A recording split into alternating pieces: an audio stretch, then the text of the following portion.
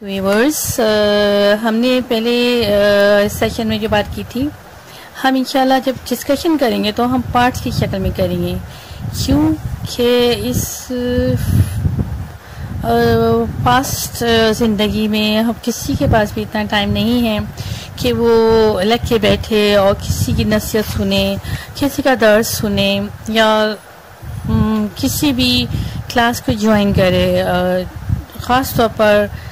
نصیحت آمیز چیزیں ہم لوگوں کو ذرا مشکل سے ہضم ہوتی ہیں، تو میری پوری کوشش ہوگی کہ میں اس میں ایسی چیزیں شامل کروں پوائنٹس کی شکل میں کہ وہ شارٹ بھی ہوں، لوگوں کو ایزیلی سمجھ بھی آ جائیں اور اس کا میرے ساتھ ساتھ آپ لوگوں کو بھی فائدہ ہو۔ ٹھیک ہے، چلیے ہم نیکسٹ ڈسکشن شروع کرتے ہیں۔ ہم چاہے امیر ہوں، چاہے غریب ہوں یا متوسط طبقے سے تعلق رکھتے ہوں، چاہے ہم لڑکا ہوں چاہے ہم لڑکی ہوں، مان لیں، دل سے مان لیں کہ آپ شاہانہ زندگی گزارے ہوتے ہیں اپنے ماں باپ کے گھر۔ میں نے اپنی زندگی کے تجربے سے یہی سیکھا، جہاں نہ روک ہوتی ہے نہ ٹوک، نہ ذمہ داری نہ کام کا بوجھ، اپنی نیند اٹھنا، اپنی نیند سونا، دوستوں کے ساتھ گھنٹوں ٹائم گزارنا، امی ابو سے اجازت بھی نہیں لینا، بس صرف انفارم کر دینا اور واپس آ کر انہیں گلے لگا لینا، گلے لگا کر ان کو منا لینا اور پھر ان کا مسکرا کے غصے سے آنکھوں سے ہمیں دیکھنا۔ سچ، ماں باپ کے گھر کی زندگی کا کوئی نیم بدل نہیں۔ جب ہم اس گھر کو چھوڑتے ہیں تو اپنے ماں باپ کے گھر میں گزاری شاندار یادیں ساری زندگی ہمارے ساتھ ساتھ چلتی ہیں۔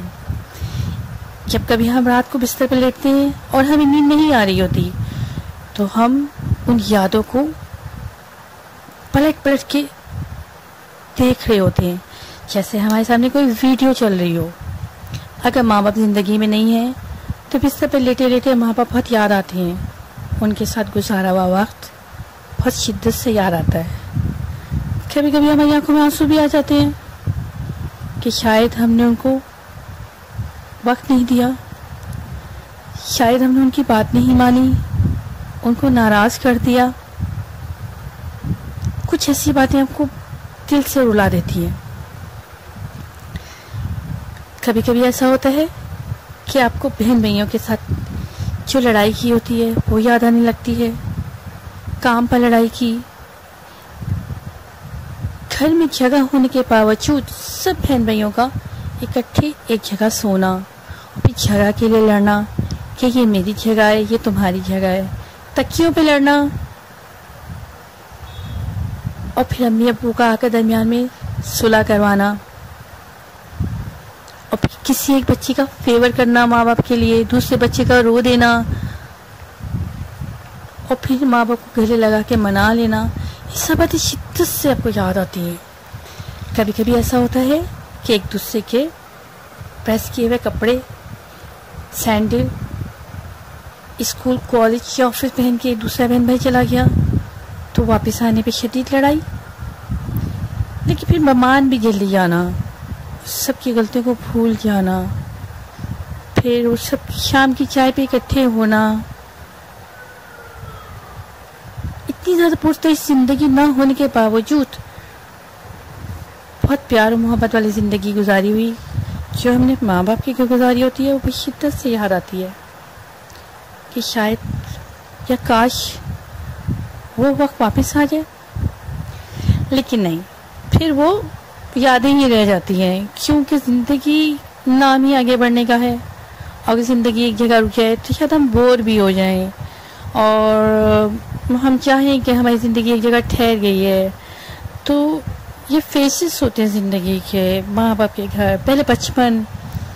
اسکول کی لائف بہت آئیڈیل لائف ہوتی ہے ہم لوگوں کی، اسکول میں جو ہم نے ٹائم اسپینڈ کیا ہوتا ہے، اسکول کے جو بچے ہوتے ہیں، جو ساتھی ہوتے ہیں، وہ پورے نام کے ساتھ ابھی تک یاد رہتے ہیں۔ چاہے آپ کالج چلے جائیں، یونیورسٹی چلے جائیں، آپ پی ایچ ڈی کر لیں، لیکن آپ کو جو اپنی کلاس 1 سے لے کر کلاس میٹرک تک آپ نے جن بچوں کے ساتھ ٹائم اسپینڈ کیا ہوتا ہے وہ آپ کو کبھی نہیں بھولتے ہیں۔ ان کی شکلیں آپ کو دھندلا تو جاتی ہیں لیکن ان کے پورے نام یاد رہتے ہیں۔ وہ کلاس میں سیٹ پہ لڑنا، بریک میں لڑائی کرنا، وہ سب آپ کو یاد رہتا ہے۔ ٹیچرز کے نام، ٹیچر کو آئیڈیلائز کرنا، اور وہ جو ٹیچرز ہوتی تھیں وہ روز نہیں بدلتی تھی، مہینے میں بھی نہیں بدلتی تھی، سالوں نہیں بدلتی تھی، بس وہ ٹیچر یاد رہ جاتی تھی. اور ابھی بھی یاد ہے ان کے فیس، ان کی باتیں. اور آنیسٹلی ان ٹیچرز کا پڑھانا، اپنے بچوں کو صرف اسکول کے بچے نہیں سمجھنا، ان کو اپنے گھر کے بچے سمجھنا کہ میرے ہی بچے ہیں.